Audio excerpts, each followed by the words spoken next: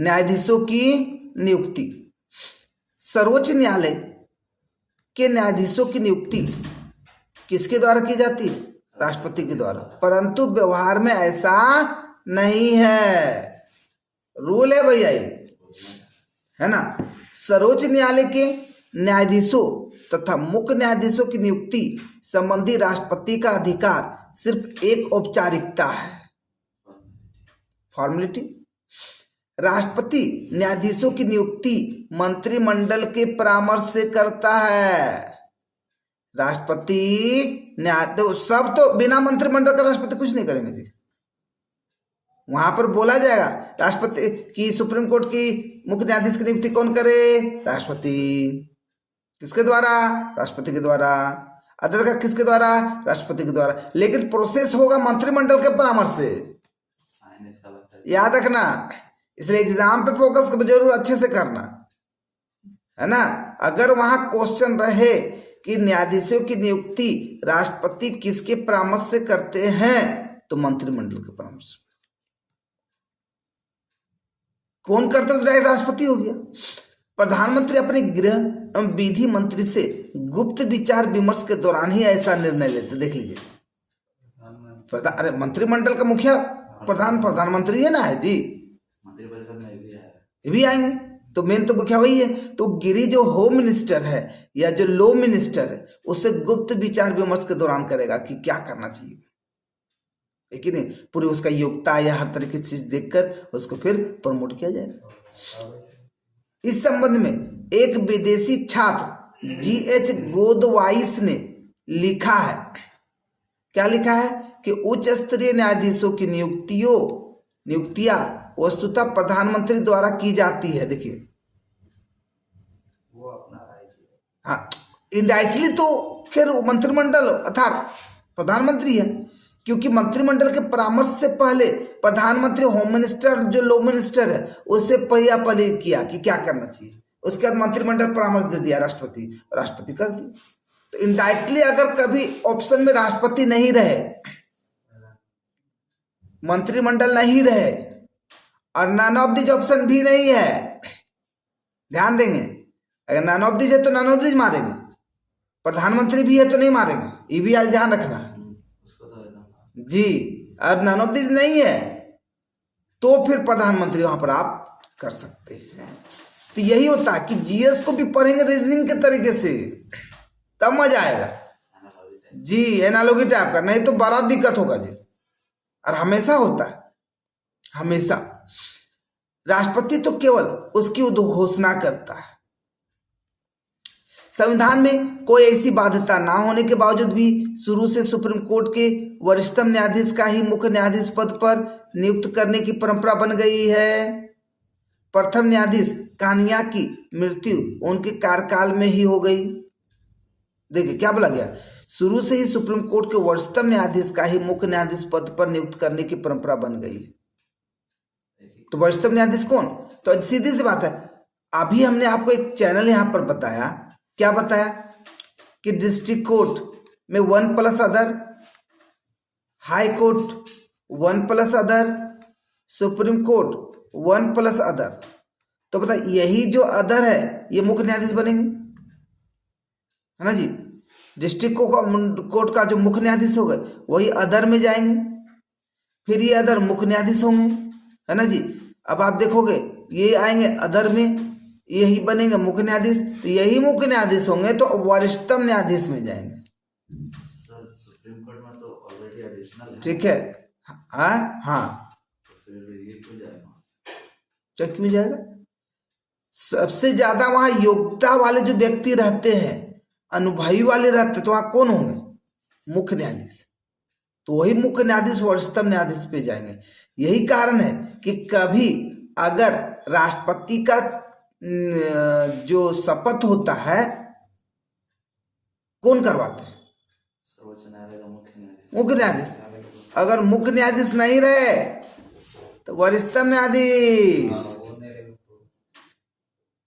उनको दिया जाता है। और अगर आप मुख्य न्यायाधीश है तो रिटायर के बाद किसी भी निम्न न्यायालयों में कभी भी आप वकालत नहीं कर सकते हैं। ये होता है ना कि कोई रिटायरमेंट किया था, चलो भैया कहीं थोड़ा सा दुकान उकान खोल के या कुछ अपना इनकम कर ले, ठीक है। आप नहीं कर सकते हैं। थोड़ा सा छाता लगा के वकालतगिरी कर लिए तो ऐसा नहीं कर सकते, है कि नहीं। अच्छा, तो प्रथम न्यायाधीश कान्या की मृत्यु उनके कार्यकाल में ही हो गई और सरकार वरिष्ठतम न्यायाधीश पतंजलि शास्त्री को न्यायाधीश बनाने के पक्ष में नहीं थी, परंतु अन्य न्यायाधीशों द्वारा त्यागपत्र देने की धमकी के कारण सरकार को अपना रुख बदलना पड़ा तथा पतंजलि शास्त्री को मुख्य न्यायाधीश नियुक्त किया गया। तो जाहिर से तो वो तो वरिष्ठतम न्यायाधीश हो गए ना जी। अब मुख्य न्यायाधीश तो अदर से ना सेलेक्ट करना है, रूल यही है। लेकिन वहां पर जब कान्या की मृत्यु हो गई न्यायाधीश, तो वरिष्ठतम न्यायाधीश जो पतंजलि थे उन्हीं को बात की जा रही थी बनाने की। जो विरोध वाला सिचुएशन हुआ और अंततः पतंजलि शास्त्री को मुख्य न्यायाधीश के रूप में बनाया गया। परंतु 25 सितंबर 1973 को वरीयता के सिद्धांत का उल्लंघन करके श्रीमती इंदिरा गांधी ने अजीत नाथ राय को मुख्य न्यायाधीश नियुक्त कर दिया। ये कब की बात चल रही है? 73 की बात चल रही है। और वह भी ऐसे समय में, तो देखिए क्या आ गया ना जी प्रधानमंत्री वाली बात, ठीक है। ऐसे में जब केशवानंदन भारती बनाम, ये सब याद रखोगे जी, केशवानंदन भारती बनाम, ये सब जो केसेज जो होते हैं, केसेज है कोर्ट का, ये सब को बहुत जरूरी है याद रखना जी। बनाम भारत सरकार, मतलब केशवानंदन भारत सरकार के खिलाफ केस किया, तो केस का नाम हो गया केशवानंदन भारती बनाम भारत सरकार जी। के मुकदमे में निर्णय आए 24 घंटे भी नहीं बीते थे। अजीत नाथ राय वरीयता सूची में चौथे नंबर पे थे। देखिए कान्या चले गए, पतंजलि शास्त्री बने, उनको बनाए गए, लेकिन वहां पर अजीत नाथ राय का नाम ये किया गया, नियुक्त किया गया। और वरीयता की सूची में कितने नंबर पे? चौथे नंबर पे थे। तीनों वरिष्ठ न्यायाधीशों ने अपने पद से त्यागपत्र दे दिया। अब सीरियली अगर आ रहा है आप घर के बड़े, तो सबसे पहले वरीयता किसको दी जानी चाहिए?